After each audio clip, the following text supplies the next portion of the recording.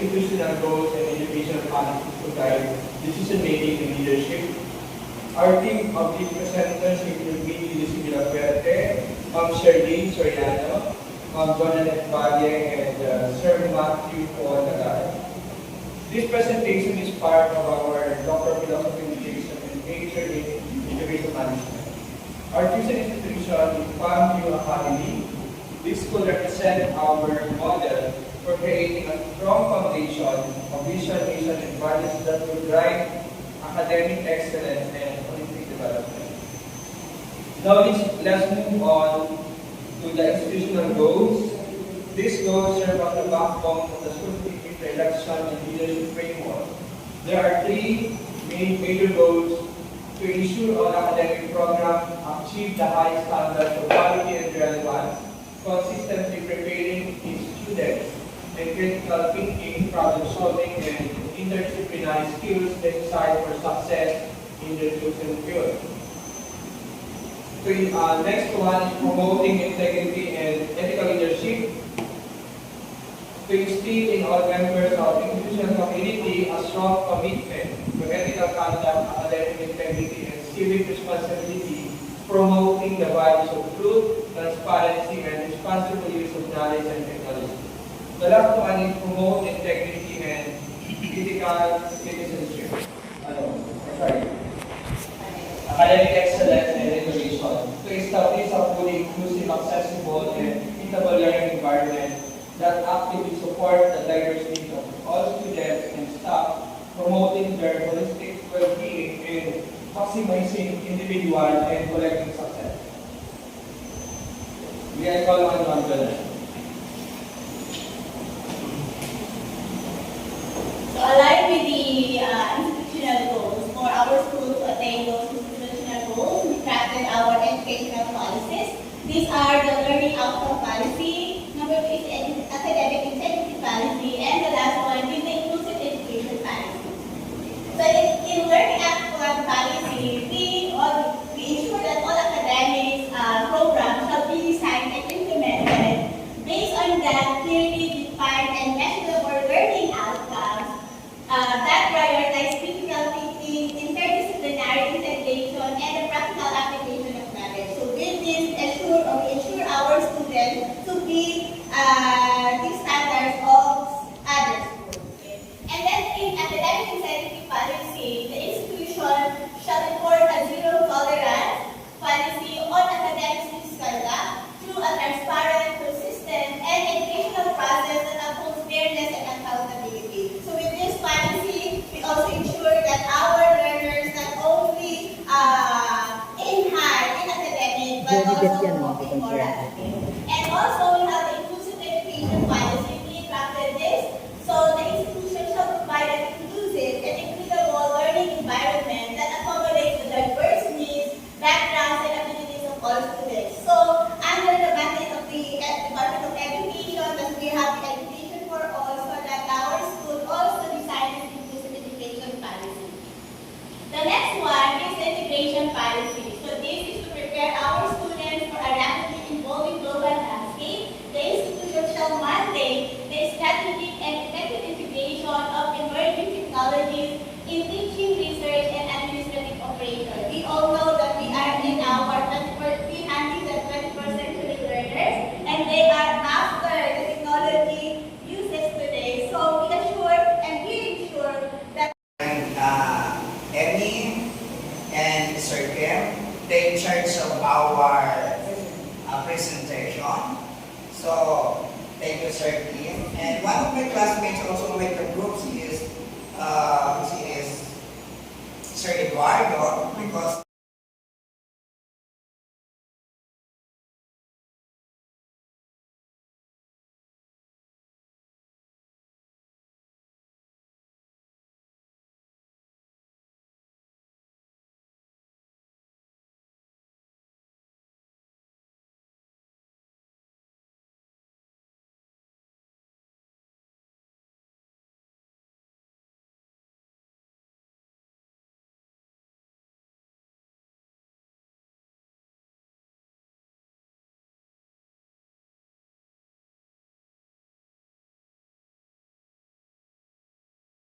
Hello.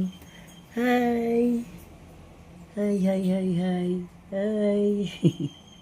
Yuhu. Yuhu.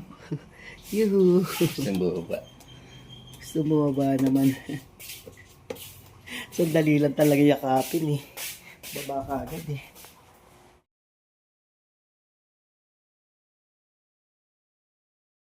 Amin na kalaya eh. Daddy Jordan. 31. Iwain mo na. Maganda. Wala ko sili eh. Teka lang. Sili ba?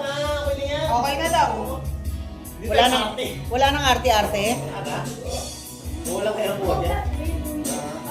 Iwan ko pa yung happy birthday Jordan ah. Nakakuha na naman ng cake sa mga estudyante ko eh. Kaya nakapag-cake na Ano rin pala? Ang pinos pala ni Ma'am Joy. Nagbibigay kami ng cake. We talk about the integration of learners' voice into the decision-making process. So as aligned to Budget Order 26, Series 2022, the implementing guidelines on the School Governance Council, we are all aware that we should involve everyone.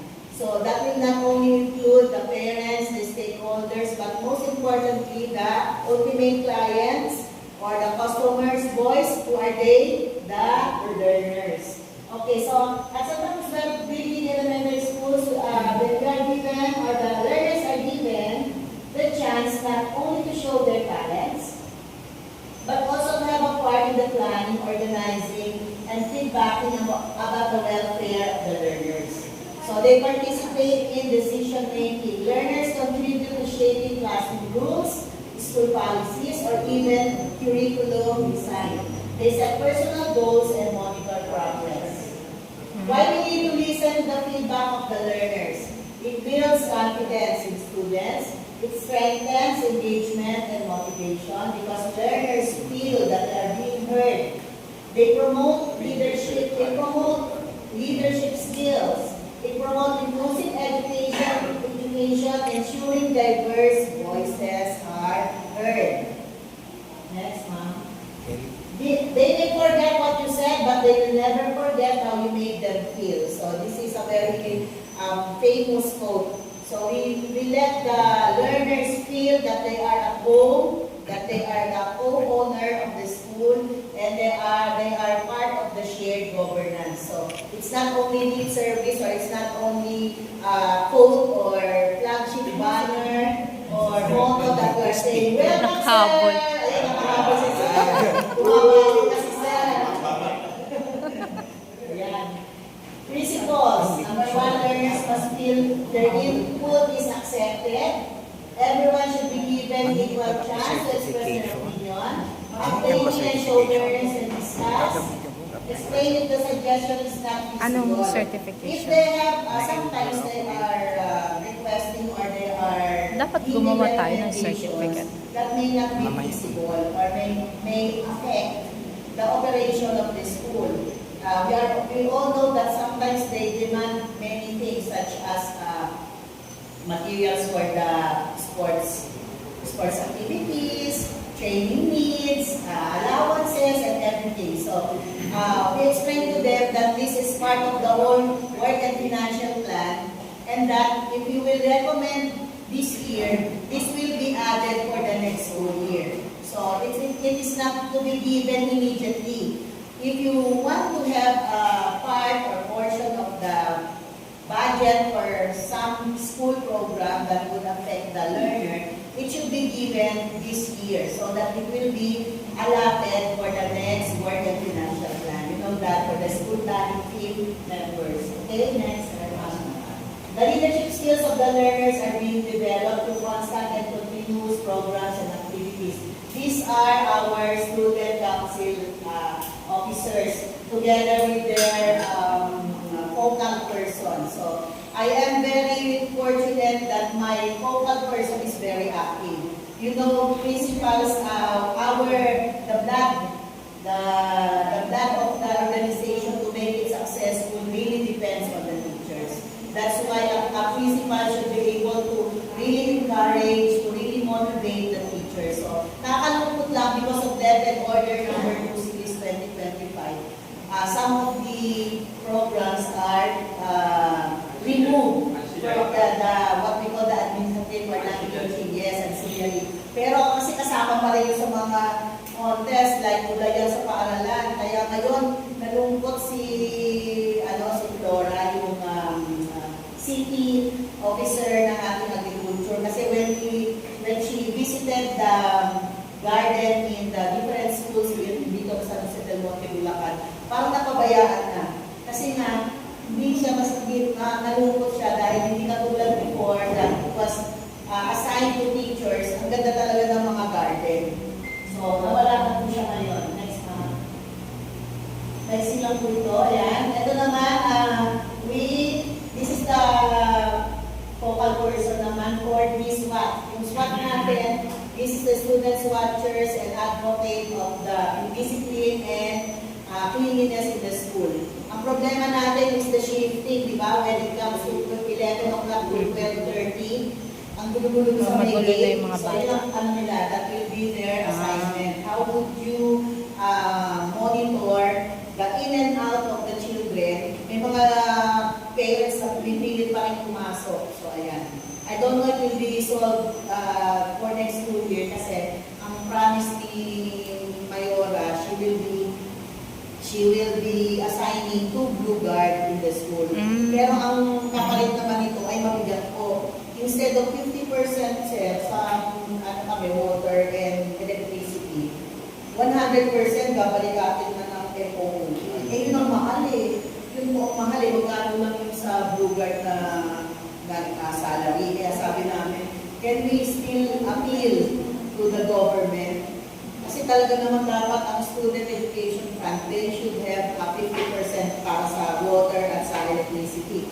Tapos ito pa, pag meron kang construction and repair, di ba gumagamit ng kuryente at tubig? Eh, ang taas pa naman ng tubig ngayon dito sa prime water. Isa pa rin, ang daming marami siyang issue ngayon with the politics. Kaya yung school, we cannot really get away with the issues na nangyayari sa kapaligiran natin. And it also affects the decision making of the officials.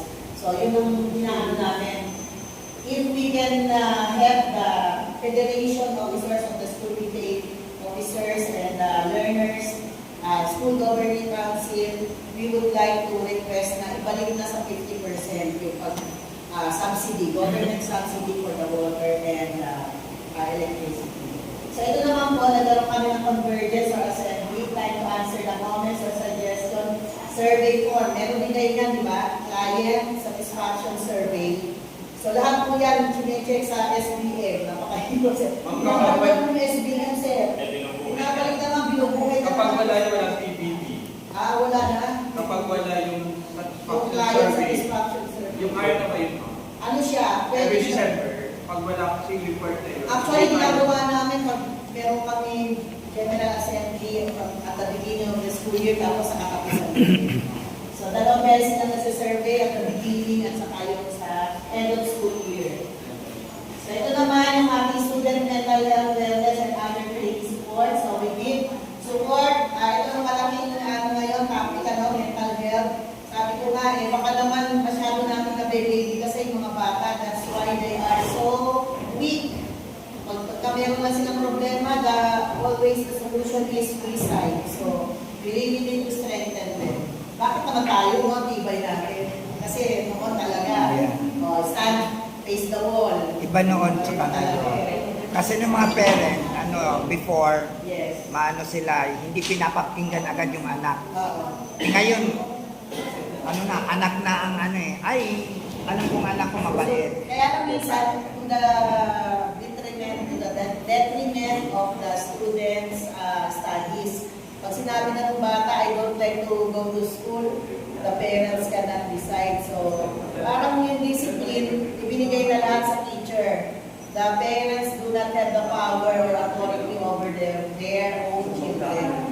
Sabi ko nga, kami nga, ikaw nga, isa lang or dalawa lang sa anak ko, tayo, 40, as 40 students. So, ito yung student council, we talk about the different programs and activities in the school. Parang PPA yan, review. So, yun na lang, and then, ayan, ayun, nakabarong ako dyan. Okay. So, learner representatives, skill governance bodies, Nasama namin yung SPTA officers, kagawad, barangay council, pati yung mga bata. So natuwa sila because they are being heard in this forum. Sabi nila, ang ganda ng feeling daw na meron silang representative or they are being heard by adults. Although it will take time. Kasi sa bandang mga first 2 meetings, they don't really talk. They will just listen. So it is up to us to really motivate and encourage them to open and express their feelings. And thank you for watching. And my next reporter is Ma'am Jackie.